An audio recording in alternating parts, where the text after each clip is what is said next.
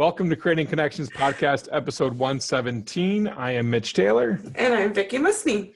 And today we get to talk to someone a little bit outside of our industry, but still with very applicable points to how you conduct business. Yes, a VIP expert. Keep listening, keep watching for more for Creating Connections. That was nice and easy. What are you talking about? This also speaks to a much bigger issue. Providing personal solutions through understanding people. This is the Creating Connections podcast with Gitomer Certified Advisor Mitch Taylor and Certified Personality Trainer Vicky Musni. Hi, and welcome to my friend Betsy Caron. Thank you, Betsy, for joining us today. Thank you for having me. I'm excited to be here. Yeah. Thanks, Betsy, for joining us. Yeah. So Betsy and I actually connected through Toastmasters, and I've gotten to hear snippets of her story in these little 5 to 7 minute segments that we call speeches. And I said, you know what, even though you aren't in the same exact line of work, I feel like there are lots of things that you do and the experiences that you create for your customers that would be relevant to event pros. So that's kind of our theme where we want to go today. So, are you ready? Yes. Yeah. All right. I'm ready. Why don't you just start by telling us your story? Like, how did you start getting in the industry that you're in, and what do you do now? I started in the customer service industry when I was 19. I started at the box office selling tickets, and that's how I got to meet a lot of my guests and learn their preferences and just kind of remember their names and get to know them on a personal level. I was promoted to a cocktail waitress and a vendor, and a lot of my guests that I sold tickets to at the box office followed me through that until 7 years later, I was promoted to a casino host and an executive host. And that's where I started really building those relationships and cementing the foundation for the customer base that I have now in booking their trips, room reservations, dinner reservations, show reservations, helping out their family and friends, and just making them feel warm and welcome at the casino I work at now. Very cool. I guess I could have said, I know we're not supposed to talk about the specific venue, but yes, you work in a large casino. I mean, I live in Reno. We both do. That's how we met. Yeah. But you get all kinds of clients. And I think one of the main things that you have to do, right, is help them feel like VIPs. And you're dealing with VIPs a lot. Yes. So every one of my guests is different. I have low-end guests to medium guests to high-end guests, but I try to make every single one of them feel like they're the most important person to me at the time when I'm with them. So it doesn't matter to me if they're just a $5,000 account or a $50,000 account. They all still get the same experience from me. Just they may have little bits of add-ons here and there as the account gets bigger. So my guess that in a lower end account, we may just only have a little bit during their 2-day trip, where somebody that's a very, very high end account will have dinner, we'll go to a show, we'll relax by the spa, but they still all feel warm and fuzzy inside. They still all want to come back to the casino that I work at now because they followed me from 3 different casinos to the one that I'm at now. So I want them to know that I appreciate them just as much as they say they appreciate the service that they get from me. So I want them to know that I love them just as much as my job, but their happiness is the most important thing when I go to work every day. I love that. So what specific things do you do to ensure they're taken care of? How often are you touching them, either digitally or vocally on the phone or by email, things like that? What specifics do you do, Betsy? I do all 3 of those. So it gets a little more specific the day of the trip or the day before the trip. Like right before we got on the call, I had my guests call me just to make sure that, I still remembered he was coming up. He actually had to change his room reservations a little bit. So I ensured him that once he gets gets to the casino, it's going to be completely taken care of. We text a couple days before and confirm their reservations, how many rooms they need, what their plans are while they're here. But while they're not here, we always have events going on. So I make sure I reach out to them in one way or another. Some of my guests really like the personal touch of a phone call and chatting a little bit and finding out about my life or how my grandma's doing or how my dog is doing. My older customers like it when I ask them about their dogs or their grandkids, and that helps solidify that relationship a little bit more. Guests that are younger, that are maybe in their 30s and 40s, they just want a quick text. The golf tournament, Janet Jackson's coming, just something quick because they're on the go, they're busy. And then I have other guests that are really into their own industry or own business that would rather have me email them once a month with a list of what they can come up to the next couple months. And it's done. They can shoot me back the email. I send them the confirmation number, and they really don't like to be bothered. So it's really finding that personal connection with each and every guest because it changes with each and every guest. Wait, you mean you speak to each of your clients differently based on their personality and preferences? No wonder I like you. You totally should. That's what brings them keep coming back. I have a client that I have somewhat and kind of known since I was in 20s. She owned her own business here in Reno for a very long time. And her son is dating the daughter of a cocktail waitress I worked with for 15 years. So we have that connection already. And then last year we worked at the same casino, and she left that casino shortly before I left and came to where I work now. Well, she's a customer here, and she had a different casino host, but he didn't give her the warm and fuzzy feeling that she needed. So she asked for me. So in getting to know her just a little bit, since we already had this little connection of, oh, I know someone that's known Betsy since she was 18. I know that she's going to give me what I want. Recently, she's introduced me to her two sisters, their husbands. So others has introduced me to her broker. That lady introduced me to her friend that owns a restaurant. And over the weekend, even on my days up, they brought up two new customers for me that own another restaurant. So out of just this little connection of her knowing that I was warm and bubbly, I have now got at least 8 new clients in the last 6 months, just from saying hi and hello and asking about her son. Is your son still dating so's daughter? How are you doing? Oh my God, you made me were amazing. I loved it. And so out of that, I got 8 new clients, just being friendly. And that's awesome. What everybody wants.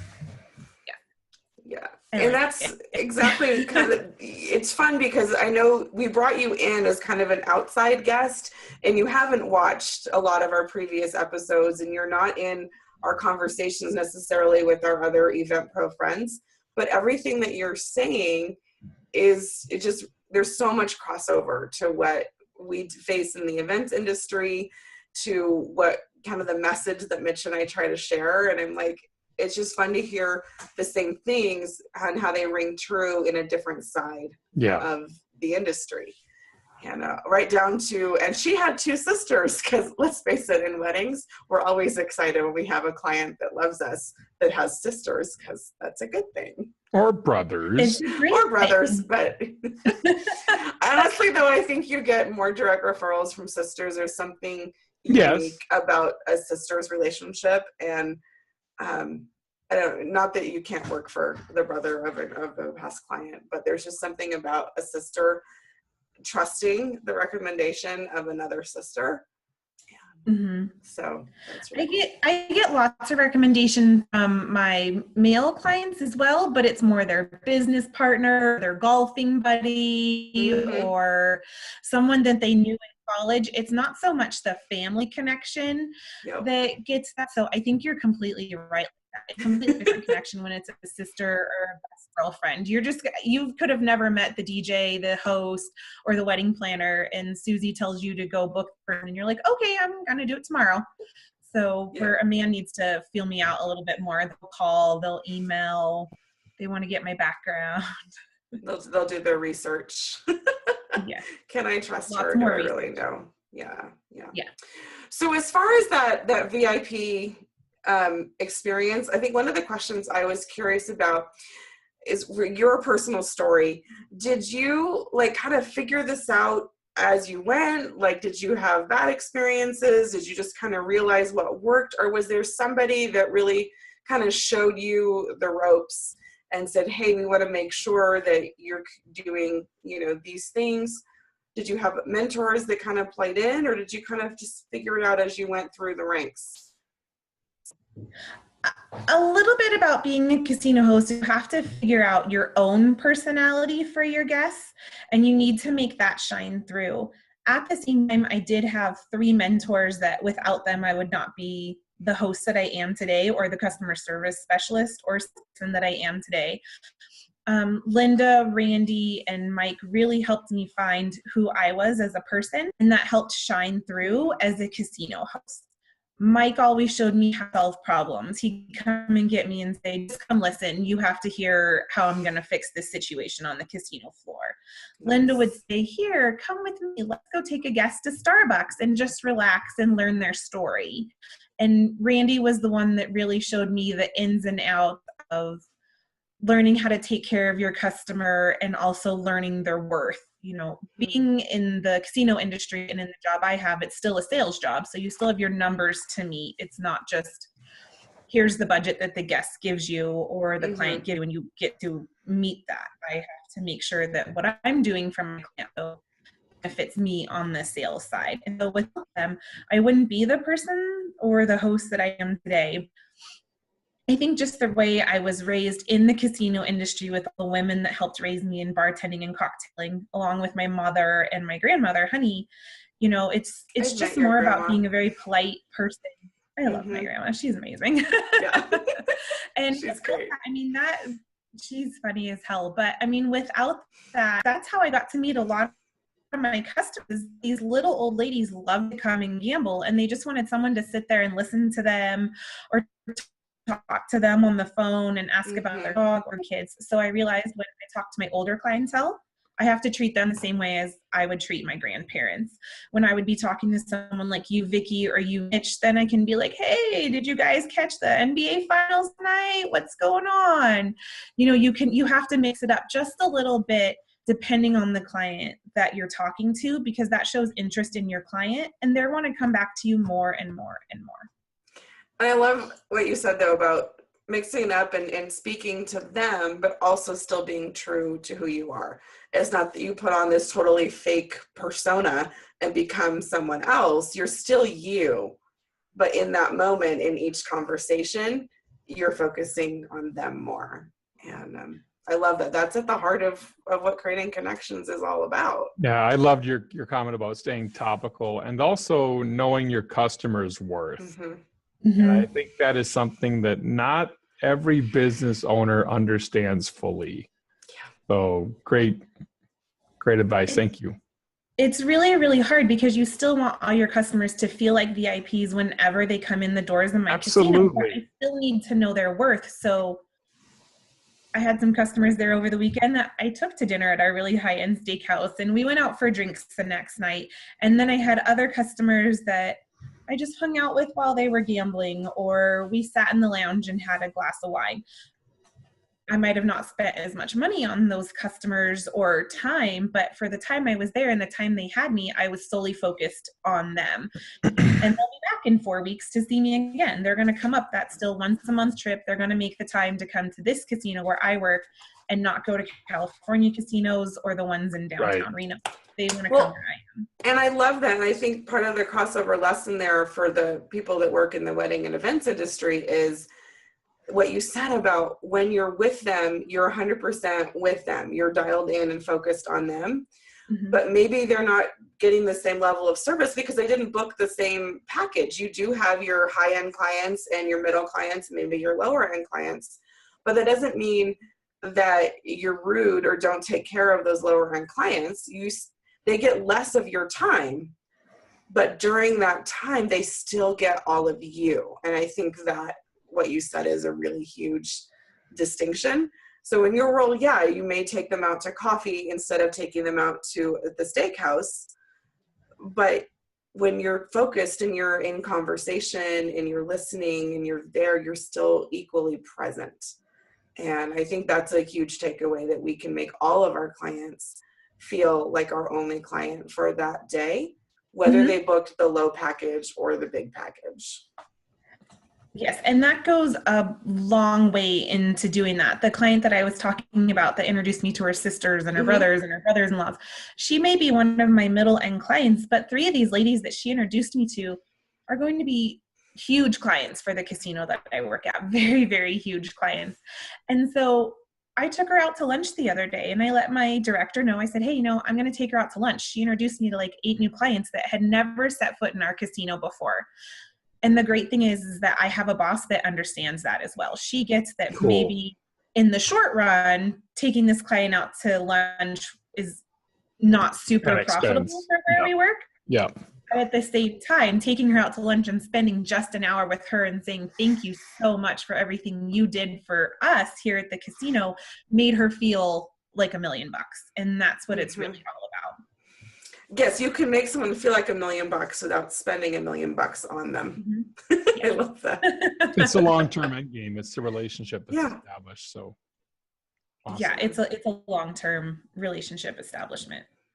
No, and I think, and that's the big crossover, is that we're both in the business of building relationships, to serve our clients, not just once at a single event, but to build relationships that can last, both for future events where they may need us, as well as referrals with people that they know. But it all comes back to treating them, well, and giving them that VIP experience so that you are the one that they want to come back to. You're the one they want to do business with. Absolutely. Yes. Yep. I love that. I love the part where even when I'm calling a new client, it might not so much be a cold call or I don't know them, but they at least know the property that I work at because that's how we got their name. Obviously, they came up, they signed up for a player's card. So they know a little bit. So that first call is always a cold call.